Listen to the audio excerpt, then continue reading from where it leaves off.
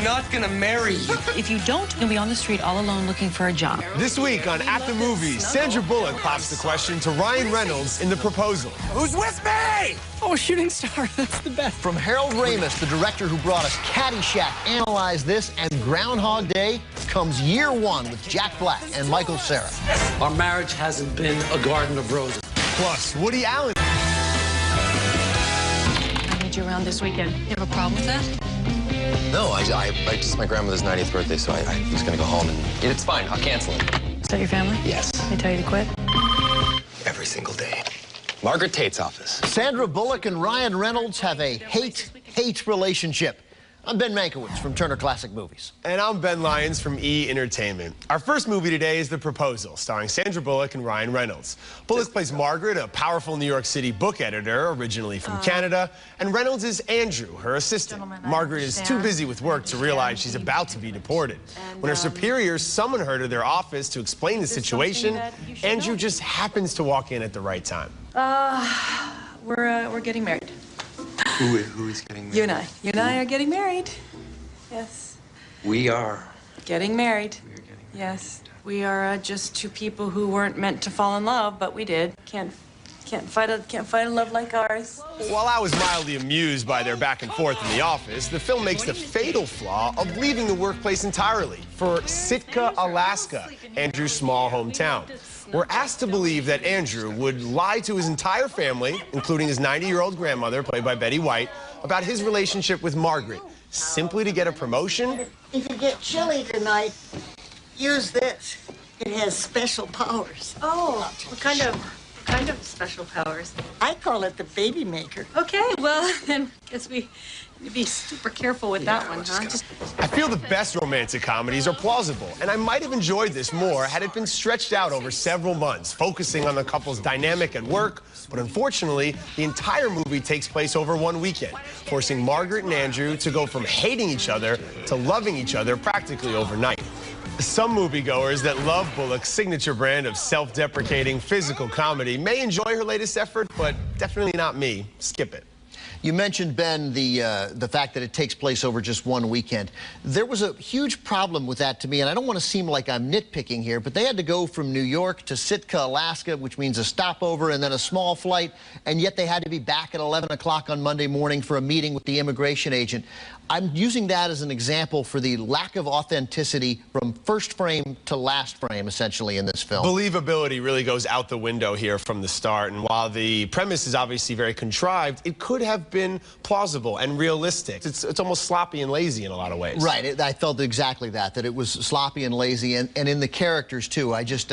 Craig T. Nelson and Mary Steenburgen are the parents. I didn't believe them. I adore Betty White. I didn't believe her. From the first frame when we see Sandra Bullock in her office, and she plays the evil shrew who runs the publishing company, I didn't buy any of it. There really wasn't a moment, save one. There was one about 75-second moment of authenticity in this film that stood out. Otherwise, not funny and not plausible. And that's the one real romantic moment between the two of them. Yes. They have nice chemistry when they're at odds with each other, not when they're together. And I never really saw them coming together as being something that would actually happen, especially over a matter of days. And to be clear here, like you, I enjoy romantic comedies. In fact, I really liked a Ryan Reynolds romantic comedy, Definitely Maybe, from Adam Brooks, a delightful film. But also, you know, Sleepless in Seattle, Notting Hill. Love Actually. Sure, Love Actually. So many believable romantic comedies. This just isn't one of those. Nor is it a funny romantic comedy, so you need to skip The Proposal.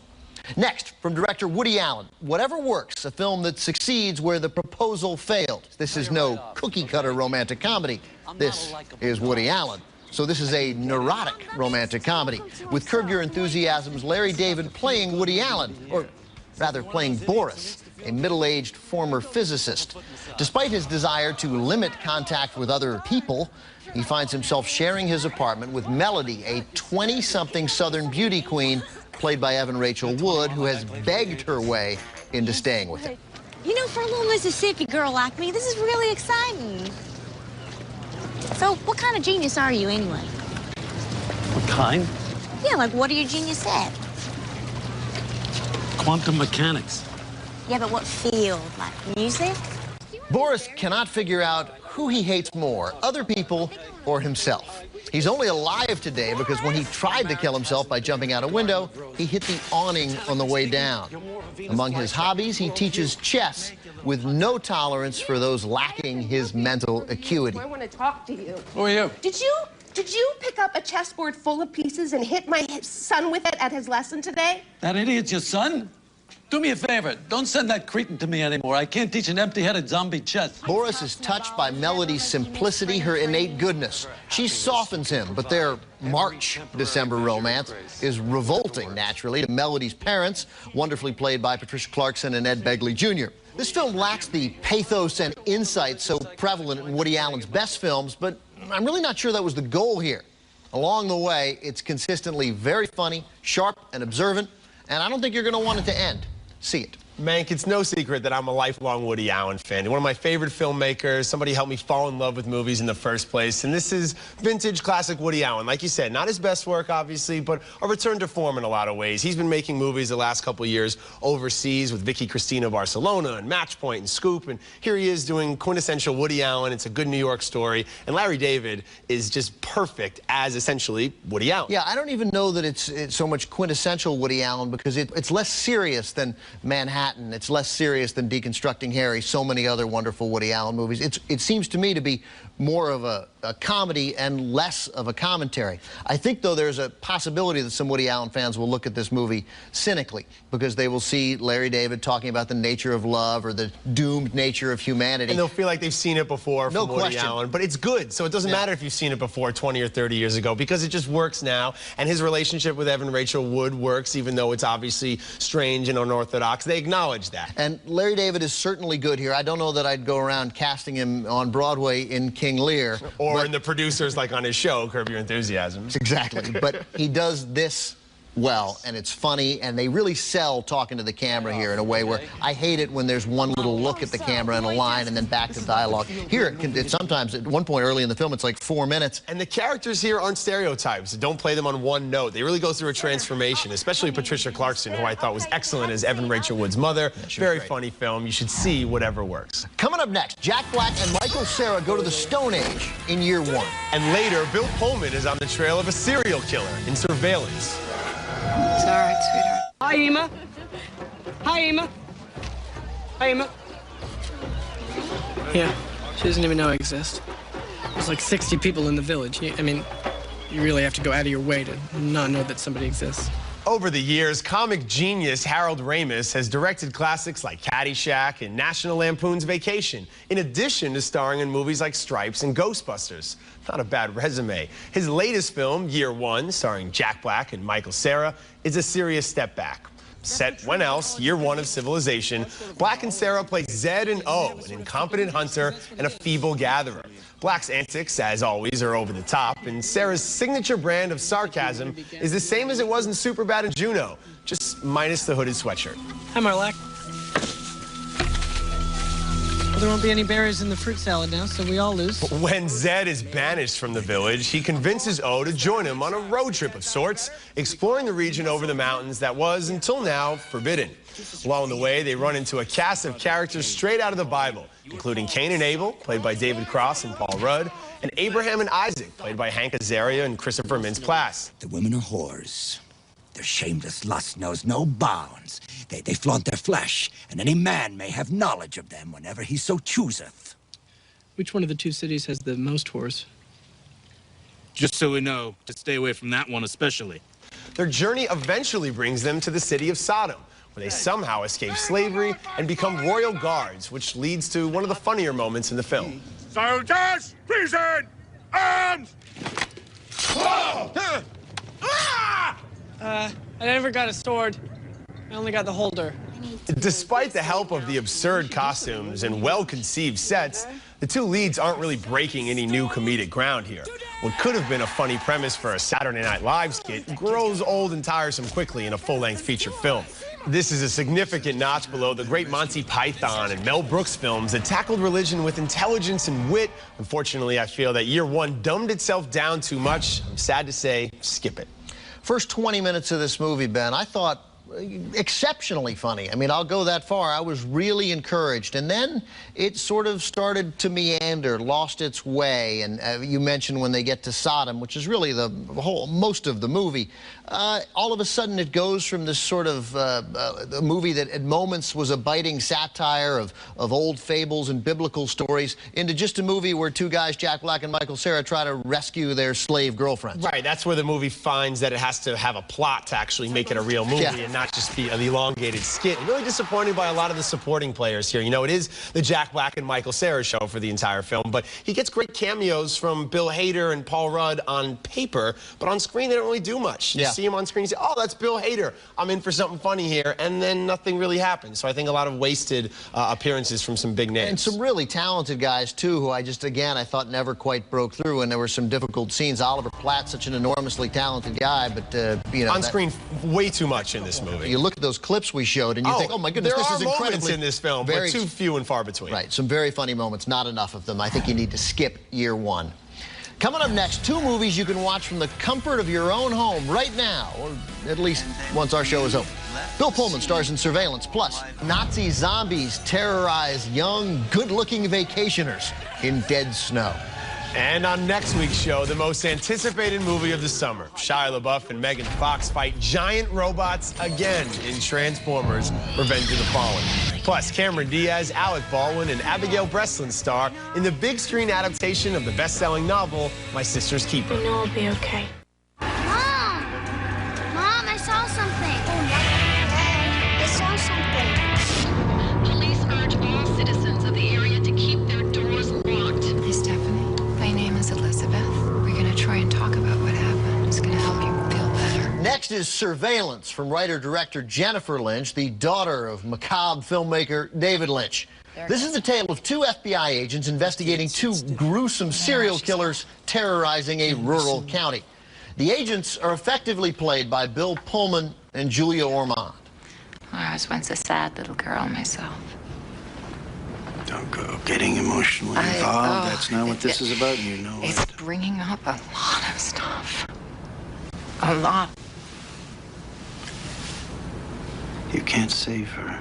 Pullman leads the investigation by watching the witnesses simultaneously recount their stories on a surveillance camera.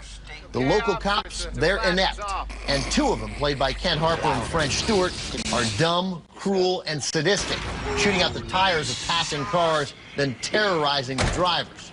The supporting players here are good as well, with every performance imbued with Lynch's impending sense of violent doom. What did you see? There was a white car and a blue car, and the blue car had smashed up windows and blood all over it. You've been watching scary movies. And Mom doesn't let me. All right. Thank you for telling us that, sweetheart.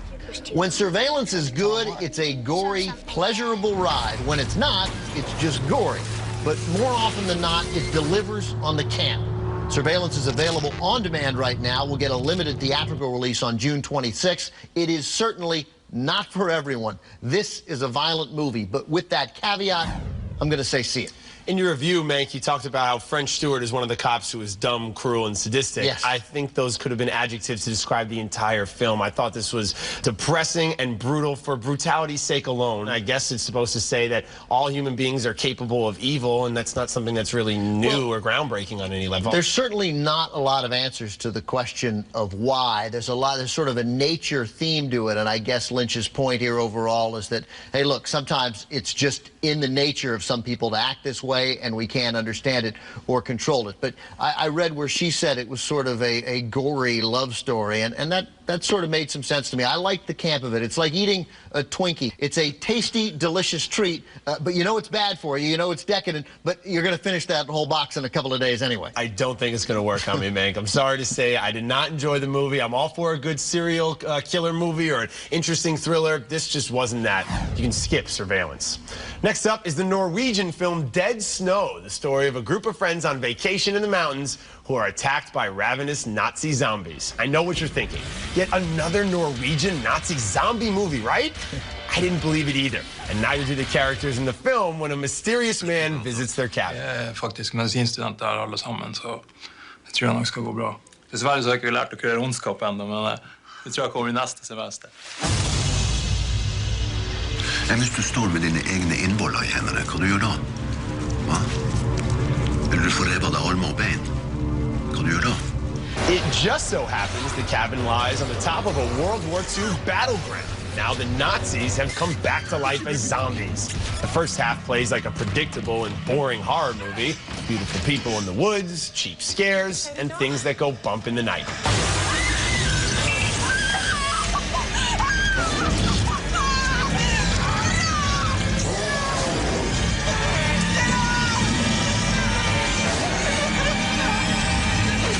The film then spirals out of control into a seemingly endless chase between the Nazi zombies and the helpless skiers who get picked off one by one.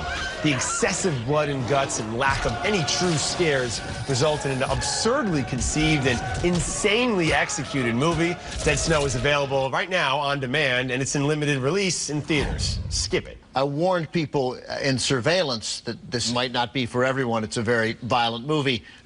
Dead Snow is maybe 174 times more violent than Surveillance, but I think it lacked the camp that, to me, Surveillance had. This just felt like a very typical horror zombie movie that tried in the beginning to set up that they were acknowledging that, but they never were able to sort of sell it well enough. It felt formulaic from start to finish. A lot better zombie movies in recent years. 28 Days Later, 28 Weeks Later. I thought those were really effective because they established the rules of zombies. How do you kill a zombie? You bring up if a zombie bites you, does that turn you into a zombie? They were not consistent here with those parameters. I don't know how zombies work. I want to confess to people that. I don't understand. In this movie, again, you're correct. Apparently, they can't be killed, but then it turns out you just give them a good punch to the chin and they go down. Or do they?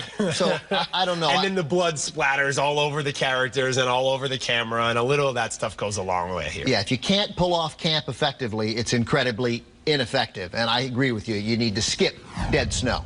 Coming up next, an Oscar nominee comes to our DVD Out Now segment.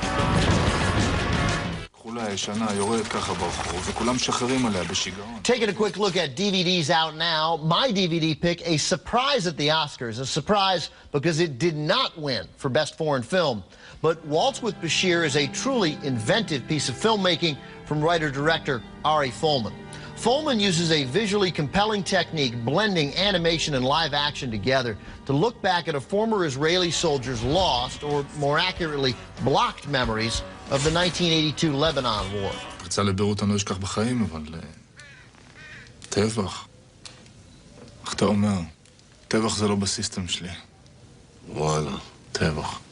That soldier is Folman himself, who fought in the war. The film is his quest to recover his memory and understand the ugly truth of what happened nearly 25 years earlier. In terms of both filmmaking and storytelling, Waltz with Bashir is well worth your time. My pick this week is Phoebe in Wonderland, starring Elle Fanning, the younger sister of Dakota Fanning. Here, Elle is terrific as the title character, a little girl struggling with a severe form of OCD. Felicity Huffman plays her stressed-out mother, and Patricia Clarkson shines, playing her drama teacher, who makes a real connection with the young girl and a breakthrough with Fanning in this well-acted, tiny, intimate film directed by Daniel Barnes. Both Phoebe in Wonderland and Waltz with Bashir will be in stores Tuesday. Want to know what you can't miss this weekend? Well, stay tuned for My 3 to See. Why does he look like me? Closed captioning for At the Movies is sponsored by... Unlock a magical world where all your cat's favorite flavors, including real carnation milk, come alive. Frisky's feline favorites. Feed the senses. Hotel provided by Park Hyatt Chicago. Chicago's award-winning hotel and luxury dining experience, located in the heart of Chicago's Magnificent Mile on Water Tower Square. Okay, recapping the movies on this week's show, we both say to skip The Proposal. We both like Woody Allen's Whatever Works. Both of us were disappointed in year one, saying skip it. We split on Surveillance. I say see it. Ben says skip it. And we both say to skip the Nazi zombies in Dead Snow. Now it's time for my 3 to see, and kicking things off at number 3, a film we reviewed on last week's show that's doing quite well in a limited release. It's Moon, starring Sam Rockwell. The talented actor delivers another stellar performance in a science fiction film that will both challenge and entertain you. At number 2, it's The Hangover, which has obviously struck a chord with American movie-going audiences. I have to say, if this doesn't make you laugh, something's not right. And at number 1, a movie we covered on this week's show, Whatever Works, the latest from the legendary Woody Allen. Larry David is very good in a film that breaks convention and delivers one whimsical and insightful line after the next. That's it for now. Remember, though, we are always online, and now you can follow us on Twitter. Just go to @themoviestv.com to find out how. Be sure to join us next week when we'll have reviews of Shia LaBeouf and Megan Fox in Transformers: Revenge of the Fallen. Plus Cameron Diaz and Abigail Breslin in My Sister's Keeper. And until then, as always, we'll be at the movies. You don't stop, you don't hide, you run. You hear what I'm saying? We're all going together! Natalie doesn't want to do it anymore. I don't believe you. You are hiding something.